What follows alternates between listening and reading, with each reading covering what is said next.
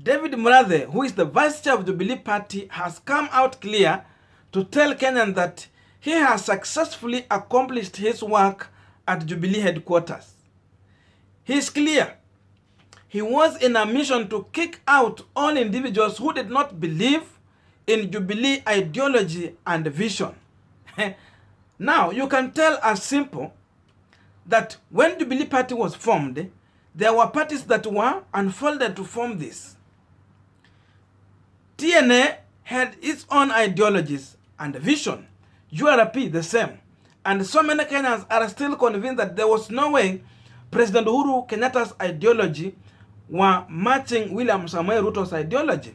So Murathe is simply telling us one thing, that he was in a mission to kick out the URP wing of Jubilee Party. And therefore, he is saying that he is set to now hand over the leadership of Jubilee Party to young leaders to take over going forward.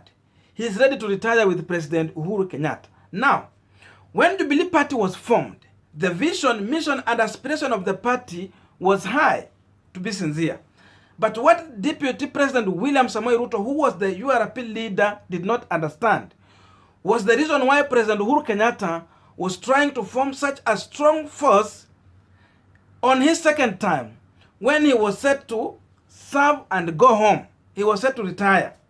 And so, many individuals were convinced to follow their parties and merge with Jubilee.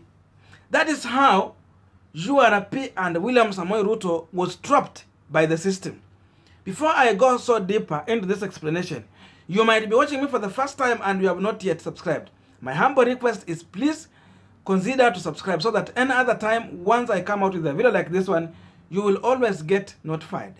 And to everyone who has subscribed, I must say thank you so much for your unconditional support. Actually, the more you subscribe here, the more you help us to reach more people outside there. And to all the returning subscribers, I must say thank you so much for coming back again. Now, let us get back to our discussion. When President Uhuru Kenyatta was serving for the first time in 2013, after they had won an election, remember, this was a coalition between URP and the TNA party. And therefore, these individuals, Uhuru and Ruto, were equal principals of the parties in that coalition. So President Uhuru Kenyatta, having served with Ruto, in his own wisdom decided that he is going to convince Ruto so that when they are heading to the second general election, they come out with a system whereby they are going to fold all these parties and form one formidable strong party. That is how he convinced Ruto that, comparing to other strong parties within Africa and abroad, so they wanted something like CCM, Chama cha Mapinduzi, kama ile ya Tanzania. And they also refer to something like ANC party, ile ya South Africa. Another issue was the Communist Party of China. He even benchmarked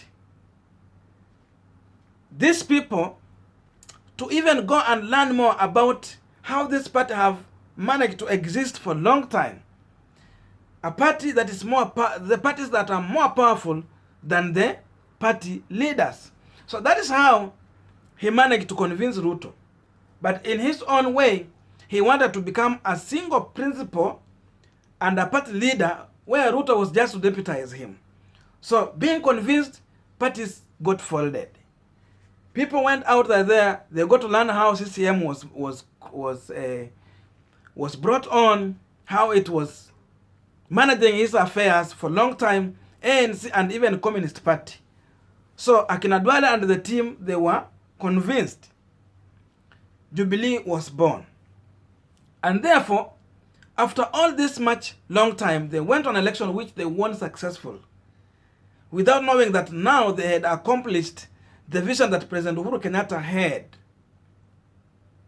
President Uhuru, unlike NASA coalition, President Uhuru Kenyatta, number one, wanted to have a party that will be strong and attract more people to vote for it, rather than a NASA coalition which had so many parties, and therefore going to an election, it was hard to campaign for specific individuals in a specific area. So in that manner, President Uhuru Kenyatta managed this one out. And as in Kenya, everyone understand here that party leader is more powerful than the party leadership or organs of the party. Sorry for that. So, like if you go to ODM party, Raila Amolo Odinga is the party leader, and whatever he say will always be taken as the party position. Go to ANC for the Kenya and any other party. And so President Uhuru Kenyatta, when he became the Jubilee party leader, after winning the presidency, that is what he applied in the Jubilee party, but not what these individuals had thought was going to be followed going forward. Like if you go to South Africa, the party is more strong than the party leader. That's why they have powers even to remove a president and replace him with another person easily. You go to Tanzania, it's the same thing. So that was the first trap. After President Uhuru Kenyatta winning the election, he became the party leader and so much strong, and also what he was saying in the party was coming to be the party position, something that people from URP and other groups did not agree to. So that's where wrangles started. President Uhuru Kenyatta knew that if we go to election in 2017, having URP there strong, fronting their people, they were going to eat more into even TNA support base. And that was going to strengthen William Samoei Ruto forces going to 2022. Yet in their own mind, they knew that they are not going to support William Samoei Ruto. So for that reason, they have to look for a way to weaken William Samoei Ruto. So Jubilee was a strategy to weaken William Samoei Ruto and kill URP party. That's how you see now Ruto is sent to the drawing board, coming out with a new party, UDA. So that's how these things has gone. So successfully they have used Ruto and kick him out of Jubilee party. That's why Murathe is bragging of kicking the people out of Jubilee party. Many people would think that when Raila Amolo Odinga joined in the handshake with President Uhuru Kenyatta, that is what has attributed to the destruction of Jubilee party. In real sense, I don't think so. What is happening in Jubilee party was well planned to happen in that manner. President Uhuru Kenyatta and the system did not want a strong William Samoei Ruto leading Jubilee party after the exit of President Uhuru Kenyatta. So whatever you are seeing is what was planned to happen in that manner. However, Tanga or hustler people might be celebrating without knowing really the reason why this thing is happening in that way. And Murathe is seriously telling them openly. So the plan was, after President Uhuru Kenyatta's presidency, weaken the Jubilee party so that no individual could use this car going ahead to 2022. At least even I can say Jubilee has tried. It is not going to go the same way PNA went, ile ilikuwa ya Kibaki Oro, NAC. It is not going in that direction. At least it is going to have some command in Central Region and some other parts. But mainly, this is going to remain a Central Region party. So in that way, he is managing. Another issue here is that President Uhuru Kenyatta is still obeying the history of Central Region political parties. Kibaki came in with NAC. After that, was it Rainbow or something like that, coalition? After that, he dropped it out. He came in with PNU. After PNU, it was killed and he went into retirement. So Uhuru came in with TNA, destroyed TNA, come up with Jubilee, destroy Jubilee and go home. So this is the presidency that has been set in Central Region politics. What we are seeing is not new. And therefore, going forward, President Uhuru Kenyatta is going home with his Jubilee party. That's why Uhuru would want a strong ODM party that he can hand over some number of votes from Jubilee party that will come out also with other people from other parties, let's say One Kenya Alliance or another movement, joining together, then form the next government. So Kenya politics is dynamic, whereby we are still continuing to have strong political party leaders than the party itself. This issue is not yet set to be corrected if this is the direction we are going to take. So that's how we are going to move forward. And even if you check on UDA party, you will find that what Ruto is going to say in that party will remain to be the party position.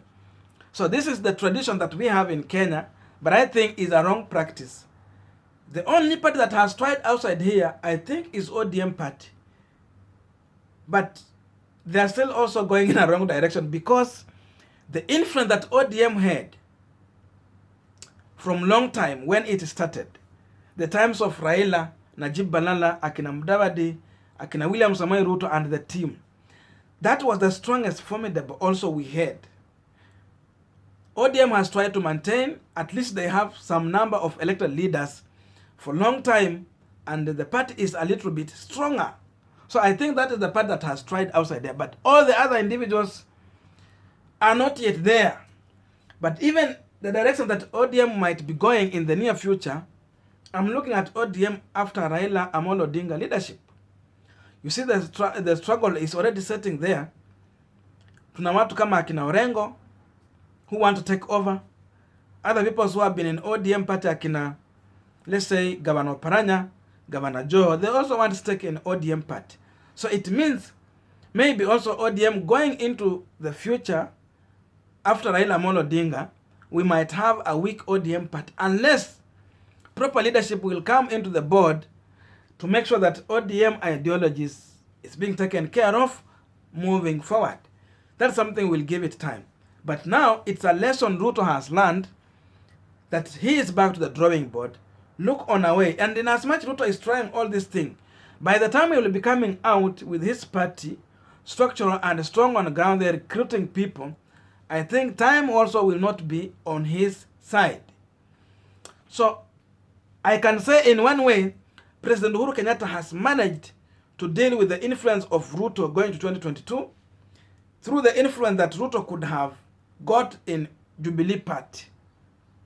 So thank you so much for watching me into this far. Tell me in the comment section, what do you think about the move or the strategy President Uhuru Kenyatta has used to manage Ruto's politics through Jubilee party? Because just imagine if Jubilee was there that much strong, and then Ruto was here, even if Uhuru could try to play issues in Jubilee party, could he manage to remove Ruto there, knowing that we're going to 2022 where Uhuru might be going home? I don't think so. So tell me in the comment section. Thank you so much. May good God bless you, and see you in my next video.